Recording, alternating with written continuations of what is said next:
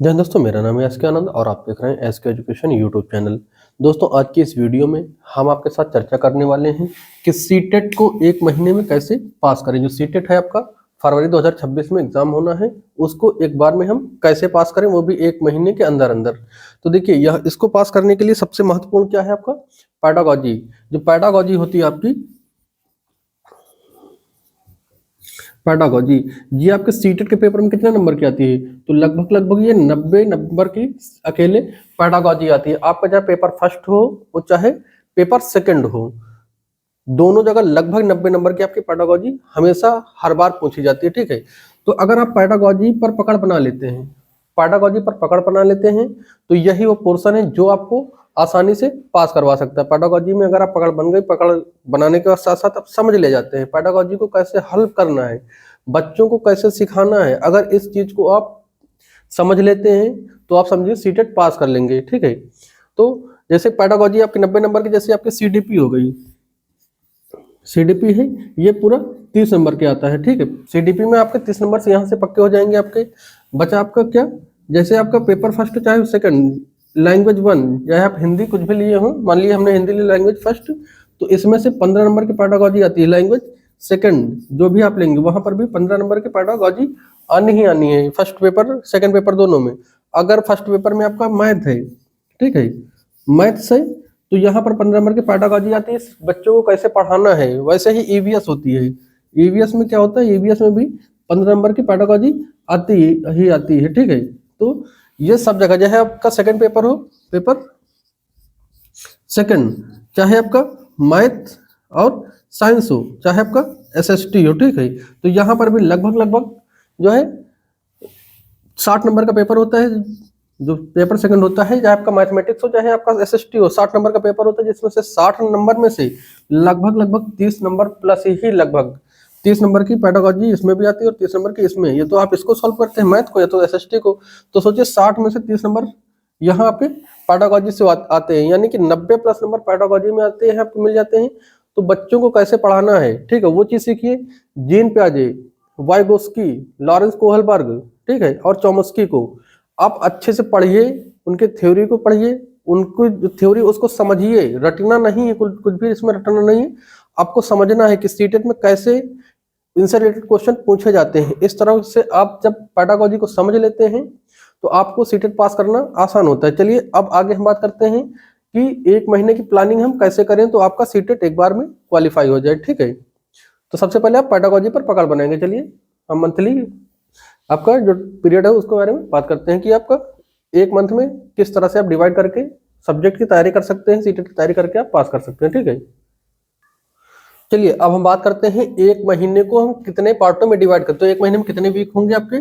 4 week होते हैं, और चारों वीक में यानी कि पहले वीक, दूसरे वीक, तीसरे वीक और चौथे वीक, यानी कि किस तरह से हम तैयारी करें सीटेट के लिए, प्रिपरेशन करें जिससे हम आसानी से पास हो सकें। तो देखिए हमने आपको पूरा प्लान बना दिया। यहाँ पर बात करें पहले वीक यानी कि फर्स्ट वीक की, तो फर्स्ट वीक में आपको क्या करना है, बहुत ज्यादा प्रेशर नहीं लेना है, आराम से चीजों को समझना है। ठीक है, पहले आप क्या करेंगे, जीन पियाजे को, लेवाइगोस्की और लॉरेंस कोहलबर्ग, इनके सिद्धांत को पढ़ना। जीन पियाजे का संज्ञानात्मक विकास हो गया, और आपका वाइगोस्की का सामाजिक सांस्कृतिक सिद्धांत हो गया, और आपका लॉरेंस कोहलबर्ग का नैतिक विकास का सिद्धांत। तो इनमें से, ठीक है, इनमें से लगभग लगभग 7 से 8 प्रश्न हर साल पूछे ही जाते हैं, इन तीनों लोगों से मिला करके हर बार पूछा जाता है। ये सीटेट का रूल है। ठीक है, उसके बाद, उसी के बाद आप क्या करेंगे, तो एनसीएफ 2005 यानी कि राष्ट्रीय पाठचर्या रूपरेखा 2005 को आप अच्छे से समझेंगे कि बच्चे को किस तरह से पढ़ाना है। जो आपका नेशनल कैरिकुलम है वो क्या कहता है, किस हिसाब से बच्चों को पढ़ाना है, समझाना है। एक टीचर कैसा कक्षा में बिहेव करेगा, एक बच्चा कैसे सीख सकता है, तो इन चीजों में बात करेंगे। जैसे एनसीएफ 2005 क्या कहता है कि बच्चा हमेशा क्रिएटिविटी के द्वारा सीखना चाहिए, बच्चा रचनात्मक तौर पर सीखे, रटे ना, सृजनात्मकता के द्वारा, रचनात्मकता के द्वारा बच्चा सीखे, यानी कि खुद इंक्लूड होकर खुद क्रिएटिविटी करके सीखे बच्चा। ठीक है, तो एनसीएफ 2005 इस पर बल देता है और इसको हमें ढंग से समझने की जरूरत होती है।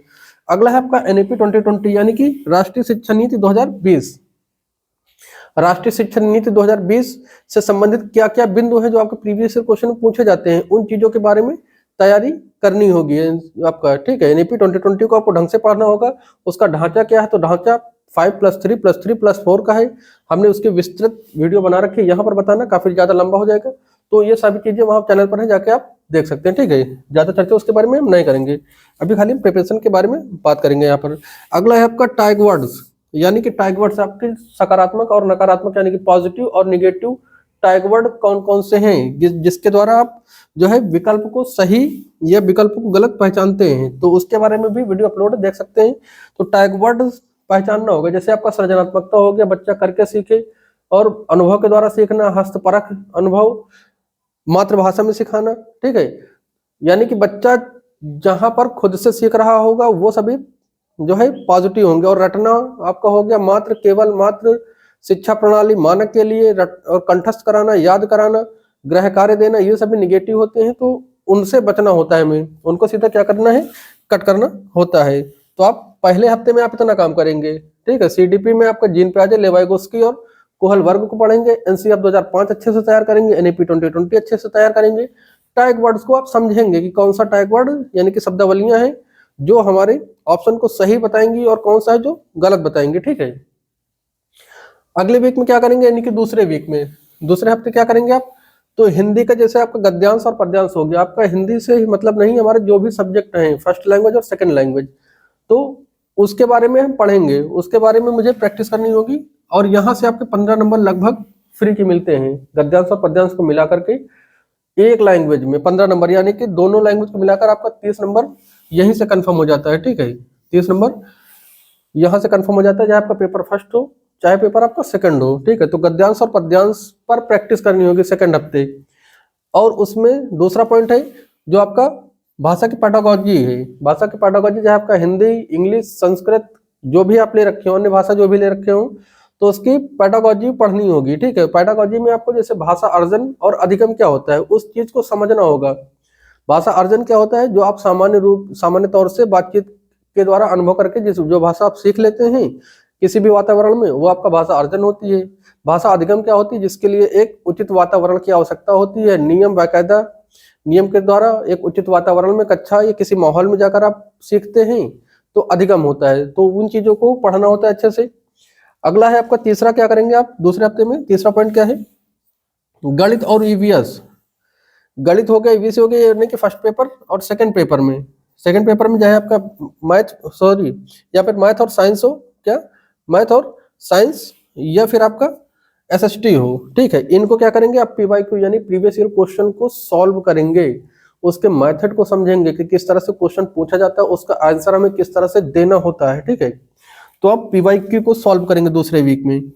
तीसरे वीक में क्या करेंगे आप, तो तीसरे वीक में आप पेपर फर्स्ट के लिए, यानी कि कक्षा 1 से लेकर 5 तक, कक्षा 1 से 5 तक की जो भी आपकी एनसीईआरटी नोट्स होगी, जो भी आपकी एनसीईआरटी नोट्स हो वो मिल जाए। बुक पूरी मत पढ़िए, बुक पूरी पढ़ेंगे तो बहुत ज़्यादा लंबा हो जाएगा, इतना टाइम नहीं है कि एक महीने में आप एक हफ्ते में आप बुक को कवर कर पाएंगे। तो जो आपकी नोट्स हो फैक्ट टू फैक्ट एकदम पॉइंट टू पॉइंट जो नोट्स हो कहीं से मिले, या हम अपने चैनल पर, इसी चैनल पर अपलोड है, वहां से भी आप देख सकते हैं, सभी सब्जेक्ट की, या कहीं से भी देखिए, जहां से आपको उचित लगे वहां से एनसीईआरटी नोट्स देखिए, पढ़िए उनको, उनके बिंदुओं को समझिए। उसके बाद पेपर सेकंड में भी वही काम करिए, आपकी जो 6, 7 और 8 सभी सब्जेक्ट हो, जिस सब्जेक्ट का पेपर दे रहे हो, चाहे मैथ का हो, चाहे साइंस हो, चाहे आपका एसएसटी हो। ठीक है, तो दोनों के लिए हिंदी तो वही रहेगी आपकी, सीडीपी वही रहेगी, लेकिन आपका जो पेपर सेकंड है उसमें मैथ, साइंस और आपका एसएसटी दो अलग अलग होता है। तो आपका अच्छा 6, 7, 8 की नोट्स के जैसे आपने यहाँ पर पढ़ा था वैसे यहाँ पर इन नोट्स को, महत्वपूर्ण बिंदुओं को समझिए। ठीक है, और मैथ में क्या करना है, जैसे मैथ आप चाहे पेपर फर्स्ट हो चाहे आपका सेकंड हो, जोड़, घटाना, गुणा, भाग, ठीक है, दशमलव, और जो आपका दशमलव वाले हैं, ये आसान क्वेश्चन जो आपको आते हैं उन पर ही फोकस करिए, उनका ही रिवीजन करिए। ठीक है, बहुत ज्यादा ज्योमेट्री वाले क्वेश्चन को हल करना या फिर जो आपको नहीं आते उनके पीछे भागने की जरूरत नहीं है। जो आसान लगे, चाहे आपका सेकंड पेपर में हो चाहे फर्स्ट पेपर में, जो पार्ट आपको आसान लग रहा है, जो आपको आता है या जो आप कम समय में सीख सक रहे हो, उनकी प्रैक्टिस ज्यादा से ज्यादा करिए, नए पर ना जाइए। ठीक है, तो ये आपका हो गया सेकंड वीक का, या थर्ड वीक का, यानी तीसरे हफ्ते का। ठीक है, तीसरे हफ्ते का हो गया। अब आते हैं हम चौथे हफ्ते में, यानी कि लास्ट के अंतिम दौर में क्या करना चाहिए। तो नई किताब या नया ज्ञान कुछ न ले। ठीक है, नई किताब ना उठाएं, ना ही नया ज्ञान, ना ही नई वीडियो बहुत ज्यादा देखने की कोई जरूरत नहीं है। सीटेड बहुत लोग बहुत तरीके से पढ़ा रहे हैं, बहुत सारी जो है बुकें हैं, तो नया नहीं, जो आपने पढ़ लिया है उसमें संतुष्ट रहिए, खुद को समझिए कि हाँ हमने कुछ पढ़ा हुआ है, तो नया नहीं यहाँ से कुछ उठाना, ठीक, चौथे वीक में, क्योंकि कंफ्यूजन बहुत ज्यादा आएगी। दूसरा क्या करना है, विश्लेषण देखना है किसका, जो आप प्रैक्टिस सेट या प्रीवियस ईयर क्वेश्चन सॉल्व करिए हो उसमें जहां से, या फिर आप जो पीवाई की सॉल्व किए हैं, जो जहां पर आपके आंसर गलत हो रहे हैं, जहां पर आपका नंबर कट रहा है, जो चीजें समझ में नहीं आई हो, उनका विश्लेषण देखिए कि किस तरह से विकल्प सही माना जा रहा है। तो विकल्पों को आप पहचानना सीखिए, उनका विश्लेषण पहचानिए, उनका विश्लेषण सीखिए कि किस तरह से सीटेट में विश्लेषण दिया जाता है, तो आंसर किस तरह से सही होगा, आप ये करिए, ठीक है। और तीसरा क्या करिए, जब अंतिम वीक चल रहा हो तो आप ओएमआर भरने की प्रैक्टिस करिए। ओएमआर ऐसा नहीं है कि आपने 2.5 घंटे का पेपर होता है, 2.5 घंटे में सॉल्व पूरा कर लिया, लेकिन ओएमआर नहीं भर पाए, ओएमआर भरने में छूट रहा है, तो वो नहीं करना है। ओएमआर में जैसे एक पार्ट, जैसे फर्स्ट पेपर होता है, फर्स्ट पेपर 30 नंबर का पार्ट होता है, तो एक पार्ट सॉल्व करिए और तुरंत आप ओएमआर भरिए। ओएमआर भरने में क्या करेंगे, जो आपका गोला होगा, जो आपका गोला होता है, गोला को इतना भरना है कि गोला पूरा ढक जाए, ठीक है, बाहर ना जाए, ना ही गोला छूटे ना बाहर जाए, तो गोला पूरा ढक जाना है। और जैसे आपका लैंग्वेज होती है, लैंग्वेज 91 से 120 जाती है फर्स्ट लैंग्वेज, ठीक है, और दूसरी 121 से लेकर के 150 जाती है, तो इस बात का भी बेहद ध्यान रखेंगे। पहली सीडीपी होती है, सेकंड पेपर में बहुत कंफ्यूजन होती है, यह फर्स्ट पेपर में भी लैंग्वेज, पहली लैंग्वेज आपकी 191 से 120 जाती है, दूसरी लैंग्वेज 121 से 150 जाती है। इस बात का बिल्कुल ध्यान रखिएगा, क्योंकि वहां पर टाइम कम होता है, प्रेशर होता है ज्यादा, तो ऐसा ना हो कि कहीं आपने लैंग्वेज फर्स्ट ही सॉल्व कर डाली, लैंग्वेज फर्स्ट की जगह, और लैंग्वेज सेकंड में भी आपने फर्स्ट ही सॉल्व कर डाली, तो उसमें देख करके लैंग्वेज को सॉल्व करना है, और सॉल्व करने के साथ साथ जितने भी आप, मतलब जो आप पार्ट सॉल्व कर रहे हो, उसको एक पार्ट पूरा 30 नंबर सॉल्व करने के बाद पूरा भर दीजिए। तो इतना प्रैक्टिस आप करिए, उम्मीद रहेगा पूरा कंफर्म है कि आपका सीटेट निकल जाएगा। सबसे जल्द पूरी तैयारी करने के बाद गलती लोग यही ओएमआर भरने में करते हैं, ठीक है, तो ये गलती हमें नहीं करनी है लैंग्वेज के बारे में। तो ये है आपका 1 महीने का प्लान पूरा, जिसके द्वारा आप सीटेट आसानी से पास कर सकते हैं। उम्मीद है कि वीडियो आपको पसंद आई होगी। वीडियो पसंद आए तो इस वीडियो को लाइक और शेयर करें, और चैनल के साथ जुड़ें।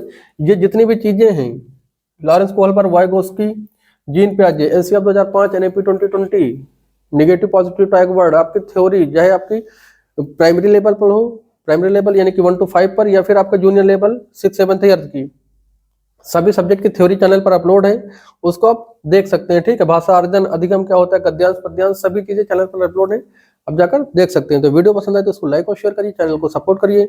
मिलते हैं नई वीडियो के साथ, तब तक के लिए जय हिंद।